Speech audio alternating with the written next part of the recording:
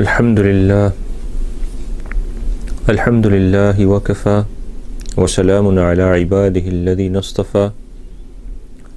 Amma ba'du, fa'a'udhu billahi minash shaitanir rajim. Bismillahir rahmanir rahim. اعلموا أنما الحياة الدنيا لهو ولعب وزينة وتفاخر بينكم وتكاثر في الأموال والأولاد كمثل غيث أعجب الكفار نباته ثم يهيج فتراه مصفرا ثم يكون حطاما وفي الآخرة عذاب شديد ومغفرة من الله ورضوان وما الحياة الدنيا إلا متاع الغرور. صدق الله العظيم. اللهم صل على سيدنا مولانا محمد وعلى آل سيدنا مولانا محمد وبارك وسلم. رب اشرح لي صدري ويسر لي أمري واحلل عقدة من لساني يفقه قولي. سبحانك لا علم لنا إلا ما علمتنا إنك أنت العليم الحكيم. I've recited a verse from Surah Al-Hadid which summarizes the different stages of life. These stages are summarized in different ways in different parts of the Quran. And here, in this verse, Allah Azza wa Jal takes us through the different driving forces which people aspire to achieve in different phases of their life. What is it that what is the ambition? What is their goal? What is their motivation? And so we start with the child, and we are taken through in this verse right to the end, to when we part this world. So in the first part of the verse, Allah Azza wa Jal divides our life into 5 different parts, 5 different stages. And in the second part of the verse, an analogy is given from plant life, from seasonal crops, and from the seasons. So let us delve into this. What are those stages and phases? We start with the child. The child begins to interact with its environment. The newborn infant now begins to play. Play is the word in the Quran. 2 types of play mentioned: lahwa and la'ib. Lahwa is used for diversion. This word is used for diversion. There's a verb from it, alha yulhi, which means to divert somebody's attention. Instruments which are played are known as alatul lahwa, the instruments of lahwa, of diversion in Arabic. Alhaakumut takathur, Surah At-Takathur, the first word alha, that's a verb. Alha means to divert someone's attention. Takathur is mutual competition for excess and for more. And so for material gains and for status in the dunya, what do people do? That competition for more, it diverts you. Alhaakumut takathur, that's what the verse is saying. Until you die, until you reach the graves, until you visit the graves. Hatta zurtumul maqabir. This is also about seeing the graves, when you realize the reality of life. So lahwa, then, we're exploring this word lahwa. The verb from it, alha, means to divert. Lahwa is something which diverts your attention. And so when we look at play, what does it do? It's a diversion. So when you look at children's toys, we're talking about very young children, the kinds of toys which dangle down over the cot. What is it? It's a display of shape and color. And the child touches and listens to the sounds and watches the gravitational pull when those little toys dangle on their strings, and the sound of the rattle. So it's about form, the shape of something. It's about color. It's about sound. It's about touch. And children like to put things into their mouth as well. It's exploring the world through the five senses. So diversion, and this continues. This theme, by the way, is particularly poignant in today's world, in which everybody is playing, and we're not talking about some meaningful play necessarily. For many, the diversions on the digital screen are pretty meaningless, in that the abstract world of gaming, some types of gaming, has no reality, no physical, no meaningful existence outside of that screen and outside of the person who's playing the game, outside of their mind. In the real world, it doesn't relate to their day-to-day life, to their work, to their family life, to their relationships, to their health and well-being. It doesn't relate to the hereafter. It doesn't relate to the earth. It doesn't relate to the sky. Empty actions on the screen. Touch this and touch that to move these shapes around. So there's many types of games, many types of competitions which people obsess over, compete in sometimes across the net. Team plays, and there's no actual meaning to those movements, to those shapes, to those forms. And this is why, let us not take this lightly, this theme of what our lives are filled with, if we do not take care to direct our attention and focus. So the first one is lahwa, diversion. This is meaningless play. These days, words associated with this include escapism. When you want to escape the grim reality of day-to-day existence and life in its raw form.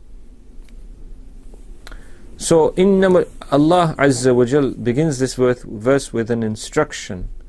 I'lamu, know, from the word ilm, knowledge. It's an instruction.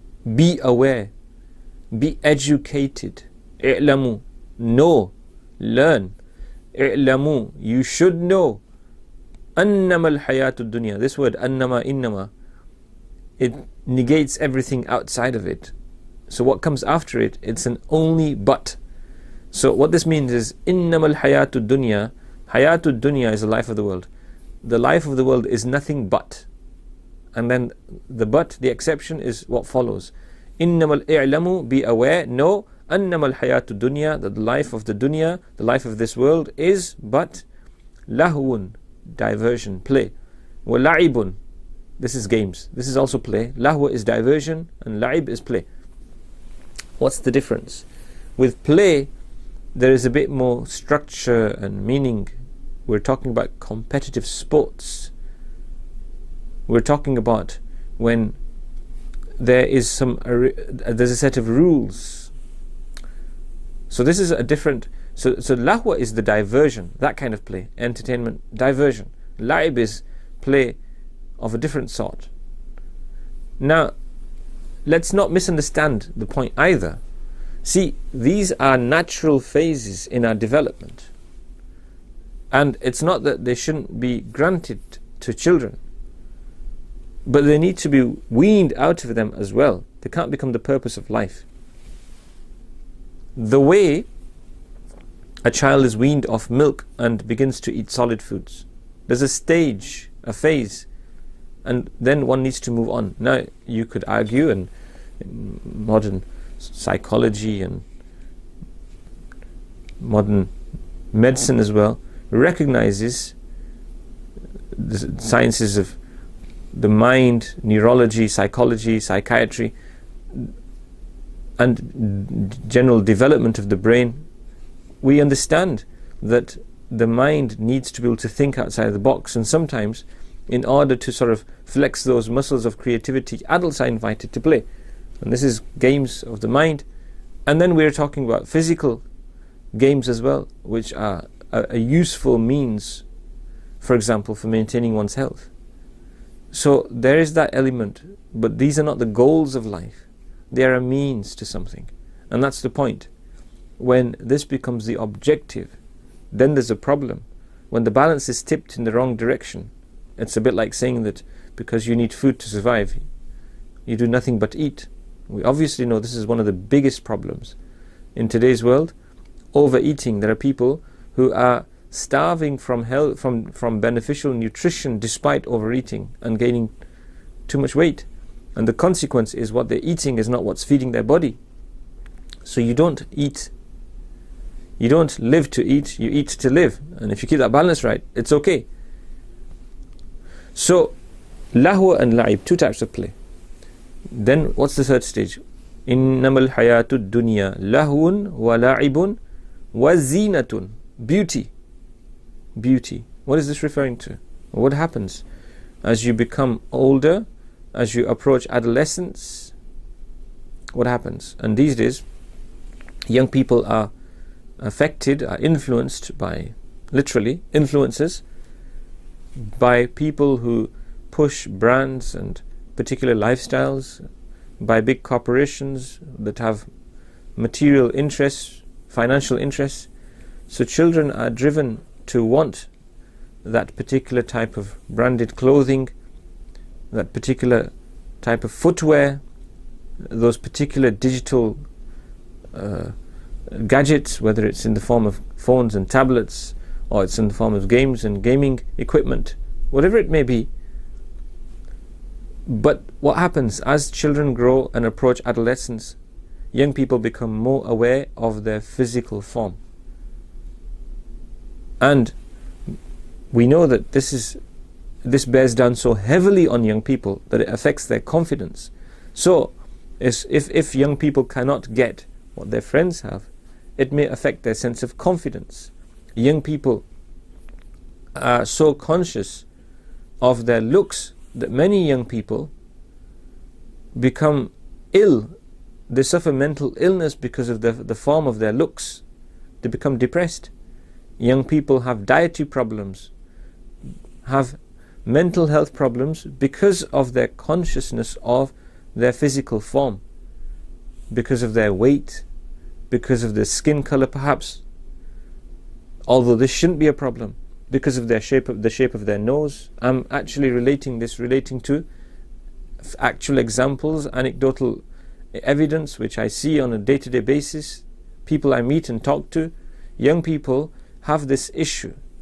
They obsess over the shape of their nose, over their weight, over their perception of what other people might think of them. So zina becomes important, but it's not just about this obsession. We're talking about wanting to look good. So hairstyles become important, and the frequency of looking in the mirror may increase. The way a person grooms themselves and keeps themselves and dresses becomes important. They become more conscious of this. And so while younger people might be more grubby, happy to get their nails in the dirt, happy to play rough, and not be so conscious about whether their clothes are clean or well pressed, getting told off by their parents perhaps for this reason, for not keeping their clothes clean. As they become older, this becomes an obsession, zina. So the years of adolescence and the teenage years, for example, when a person sets foot in adult life, zina becomes important. Again, let's keep in mind, there is a balance to be struck here. To maintain your zina, to keep yourself tidy and clean and well groomed, is part of our teaching, but it isn't the purpose of life. It shouldn't be an obsession. There's a balance, there's moderation in this. It's not the goal of life. Wazinatun. This is why we have an aspect of our deen which teaches us a level of simplicity which is, subhanAllah, unique. So we're talking about Hajj, for example, and the ihram. The ordinary clothing that we wear now becomes forbidden. So for a period of time you wear those simple garments, and there are rules for males and females relating to ihram. No perfume, for example, no oil on the skin, etc., etc.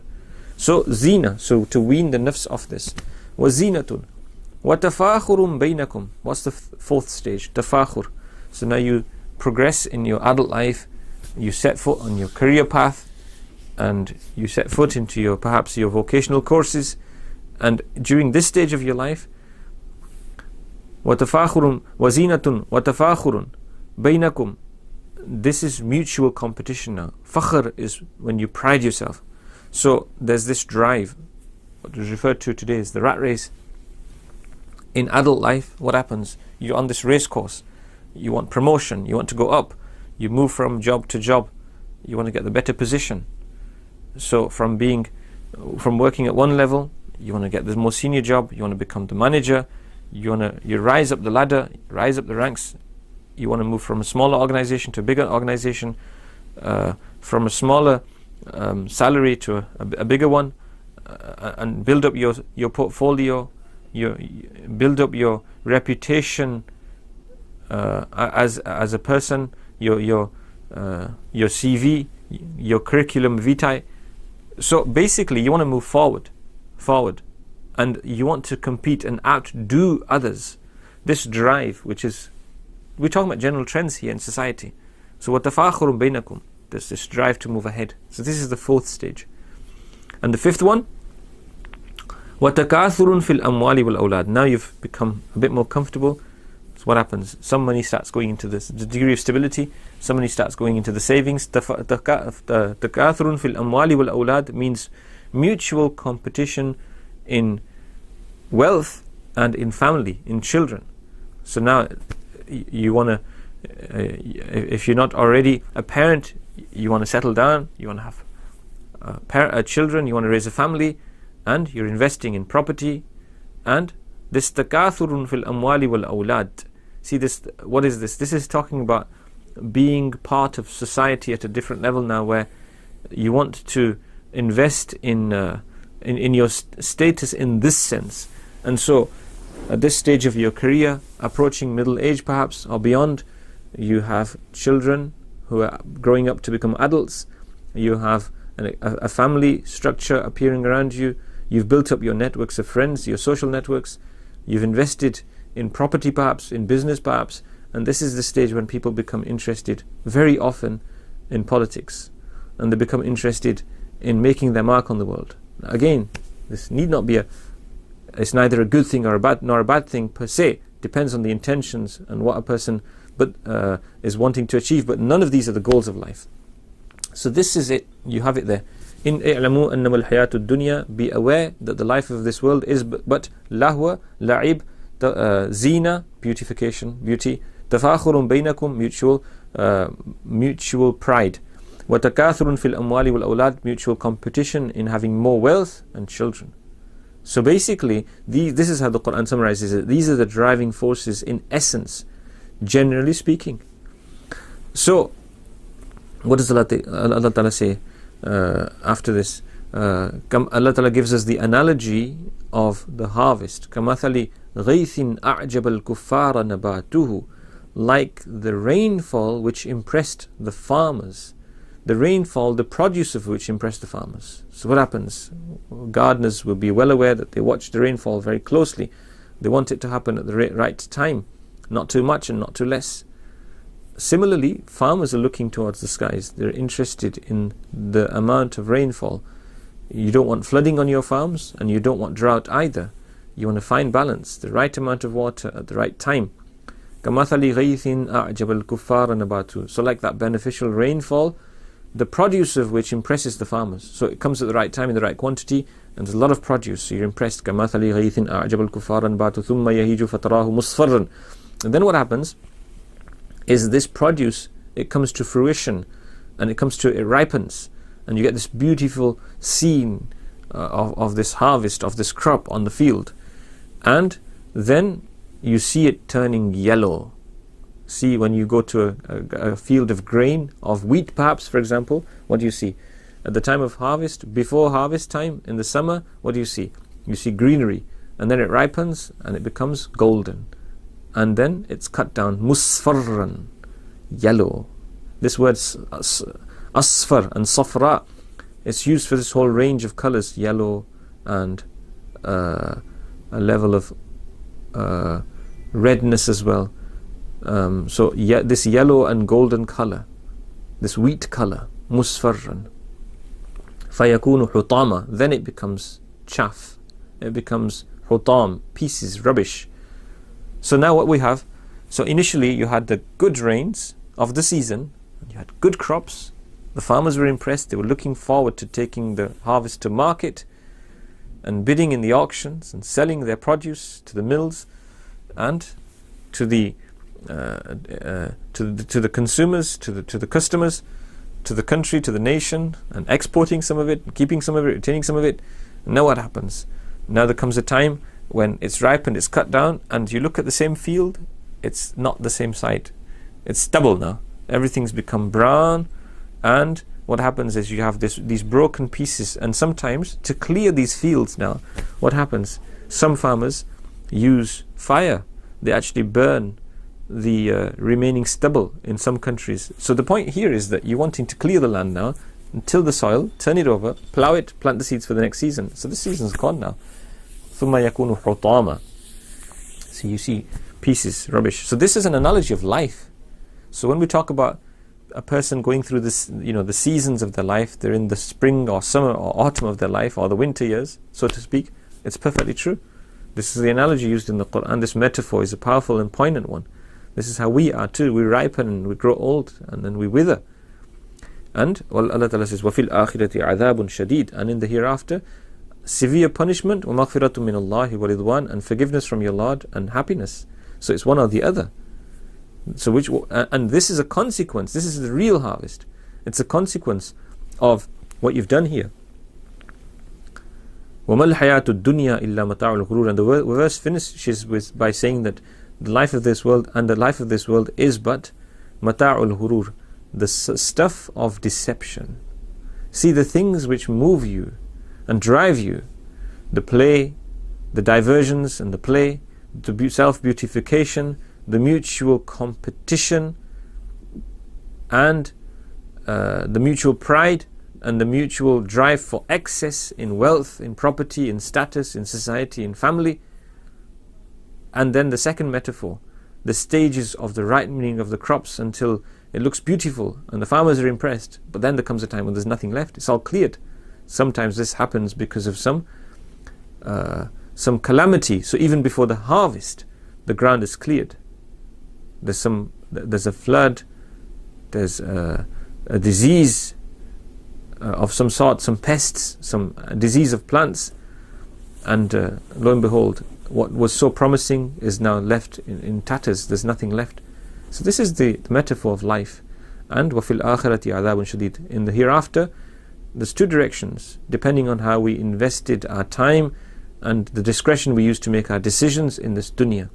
And Allah Ta'ala concludes this verse by saying, وَمَا الْحَيَاةُ الدُّنْيَا إِلَّا مَتَاعُ الْغُرُورِ. The stuff of this life, the life of this dunya, this world, is but the stuff of deception. What time is it? 1:20. So, to summarize then, in this verse and in the following verse, there's an invitation. Perhaps we can come to that in a following session, inshallah. But to summarize, this is food for thought. It's something to consider.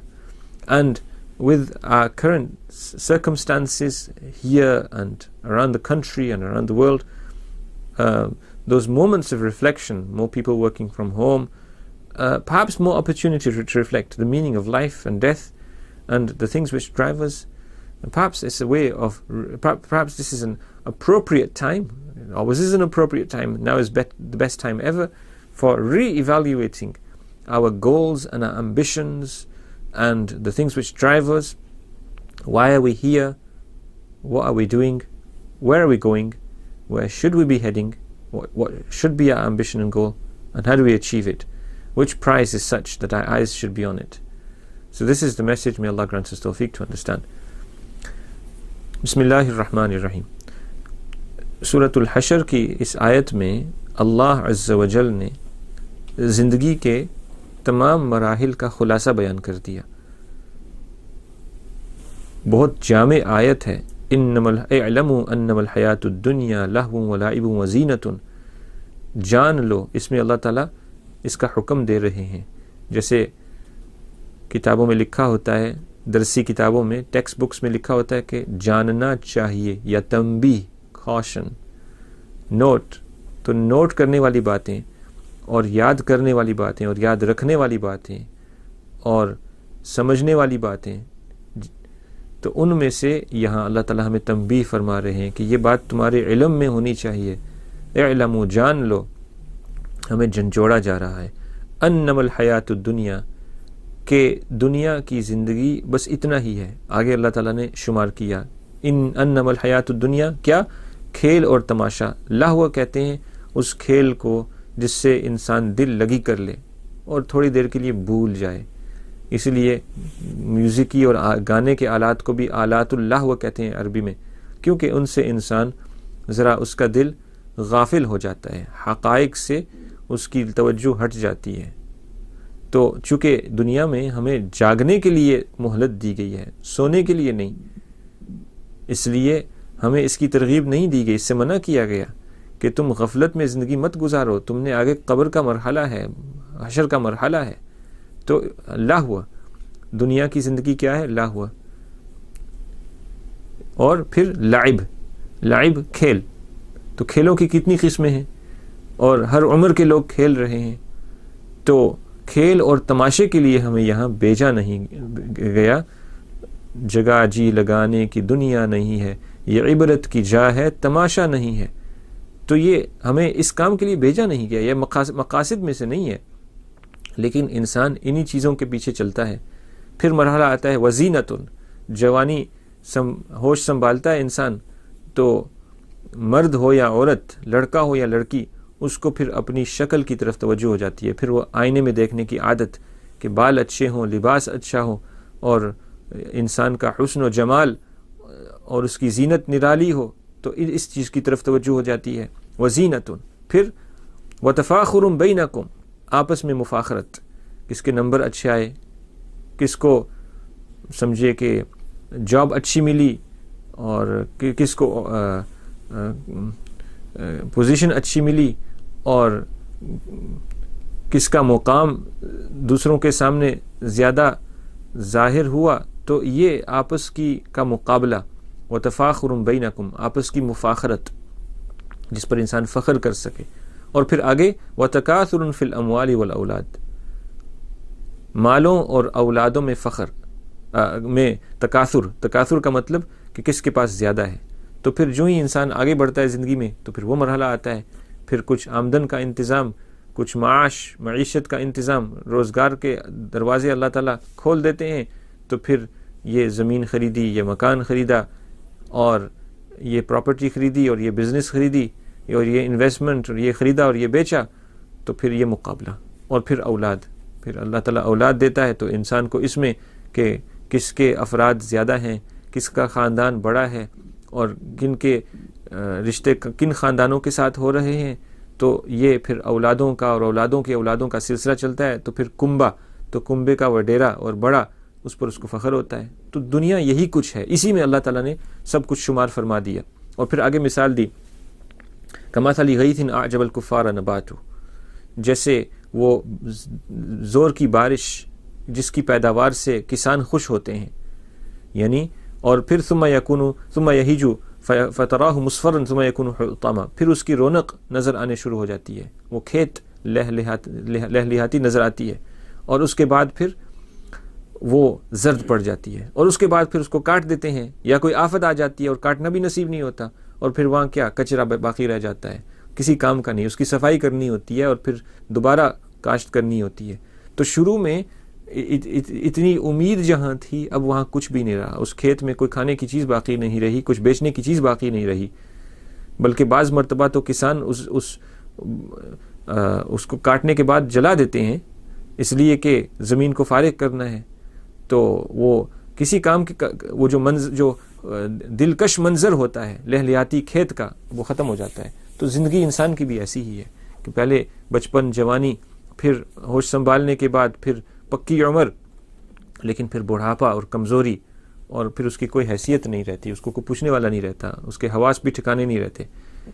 اور پھر اس کے بعد وفی الآخرۃ عذاب شدید، آخرت میں سخت عذاب، ومغفرۃ من اللہ رضوان، اللہ کی بخشش اور رضامندی. تو کوئی ادھر کوئی ادھر، دنیا میں جو کچھ حاصل کیا، جو بویا تھا، اس کے اصل نتائج اب کھلتے ہیں. تو بڑھاپے کی مایوسی کے بعد پھر آخرت میں ان چیزوں کا سامنا، یا ادھر یا ادھر. تو یہ اللہ تعالیٰ نے خلاصہ بیان فرما دیا، اور آگے فرمایا وَمَا الْحَيَاةُ الدُّنْيَا إِلَّا مَتَاعُ الْغُرُورِ، اور دنیا کی زندگی کچھ بھی نہیں سوا دھوکے کے سامان ہونے کے، اس میں بس دھوکہ ہے. یہ جو رنگ و بو کا عالم تمہارے سامنے ہے، تو یہ اور دنیا کے کھیل تماشے، اس کی زینت اور اس کی چیزیں اور اس کی مال اور اس کی دولت اور اس کے منصب، تو یہ سب چیزیں عارضی ہیں. اور یہ مقصد نہیں ہے. اصل مقصد اللہ کی مغفرت اور رضامندی کو تلاش کرنا ہے، اس کو حاصل کرنے کی کوشش کرنی ہے. یہ حاصل ہو گیا تو آپ کامیاب ہوئے، حاصل نہیں ہوا تو ناکام ہوئے. اللہ تعالیٰ مجھے بھی توفیق عطا فرمائے، آپ کو بھی. وآخر دعوانا الحمدللہ رب العالمین وصلی اللہ تعالی علی خیر خلق سیدنا محمد وآلہ وصحبہ اجمعین. سبحان اللہ وبحمدہ، سبحانک اللہم وبحمدک، واشہد ان لا الہ الا انت، استغفرک واتوب الیک.